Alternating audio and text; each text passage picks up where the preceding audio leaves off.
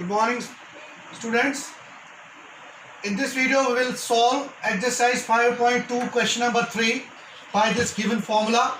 The formula is n equal to a plus n minus d.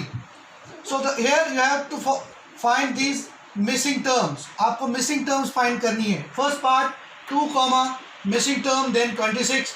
In the second we have 2 missing terms. Third we have again 2. Fourth 3 terms and fifth में भी आपको 4 terms missing है. So आपको missing terms find करनी है. First part में आपका first term दिया है, second term is missing, third term is given. So solve कर लेते हैं. आपके पास first term में 2 comma dash comma 26 है, तो a first term 2 है, second term आपको find करनी है और third term 26 है. थर्ड टर्म आपका ये है. सो थर्ड टर्म आप कैसे लिखते हैं बच्चों? That is a plus 2d और थर्ड टर्म किसके बराबर है? 26.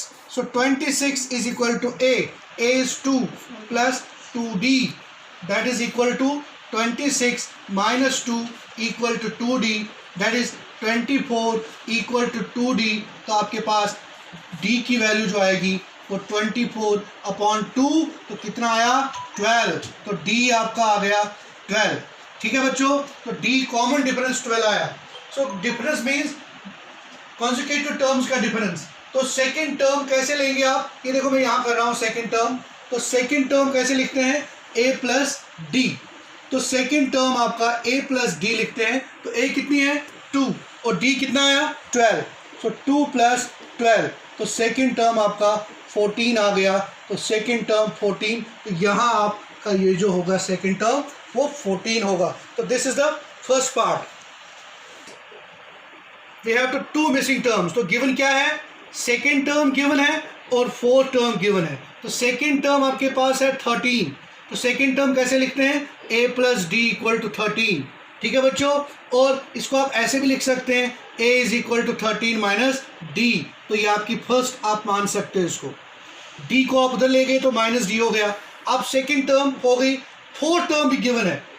फोर्थ टर्म कितना है? 3. तो फोर्थ टर्म कैसे लिखते हैं? a plus 3d equal to 3. Fourth term आप ऐसे यहाँ भी लिख सकते हैं, इधर a plus 3d equal to 3. तो a की वैल्यू कितनी है यहाँ पर? ये देखिए a हमने निकाला है 13 माइनस डी.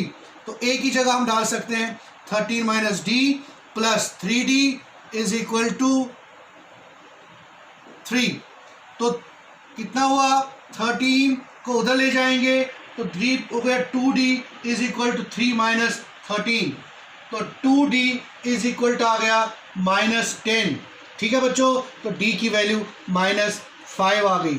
सो d आपका माइनस 5 आ गया. सो d माइनस 5 से अब हम इसकी फर्स्ट टर्म और सेकेंड टर्म निकालेंगे. Third term, the value of d equal to minus 5 in equation first, इसमें पुट करना है. तो a कितना आ जाएगा?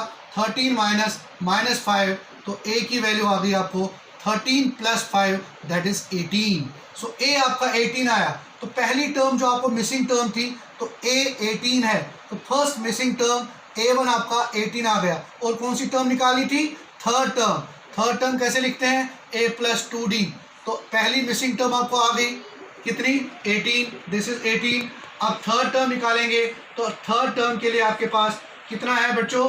ठीक है, that is third term a3 equal to a की वैल्यू कितनी आई? 18 प्लस d इंटू माइनस 5. तो आपके पास a3 बन गया 18 माइनस 10 दैट इज 8.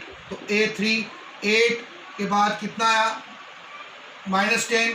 18 माइनस 10 8. तो पहली टर्म आपकी 18 थी, दूसरी टर्म आपकी 13 थी, तीसरी टर्म आपका 8 हो गया और चौथी टर्म आपका कितना था? 3. तो 5 का डिफरेंस आया 5. So these are the answers.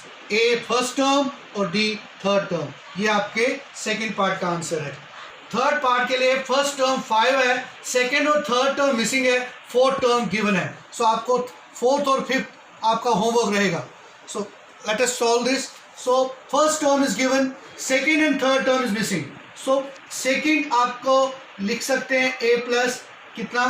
d से. ठीक है बच्चों, सेकेंड टर्म. तो जो आपको गिवन है वो लिखेंगे पहले. a दिया है 5, ठीक है, और a4. A4 है 9 1/2, तो इसको आप लिख सकते हैं A4 is equal to 2 9 18 plus 1 19/2। तो A4 कैसे लिखते हैं आप? A plus 3D 19/2।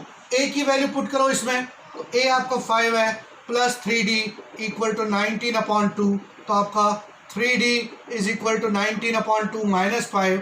एलसीएम निकालेंगे आप, तो 3D is equal to 19 minus 10/2 कितना हुआ? वो आपका 9/2 आ जाएगा। तो आपकी D की वैल्यू 9/2 इंटू 1/3। सो कितना आया बच्चों D की वैल्यू? तो D की वैल्यू 3/2 आई।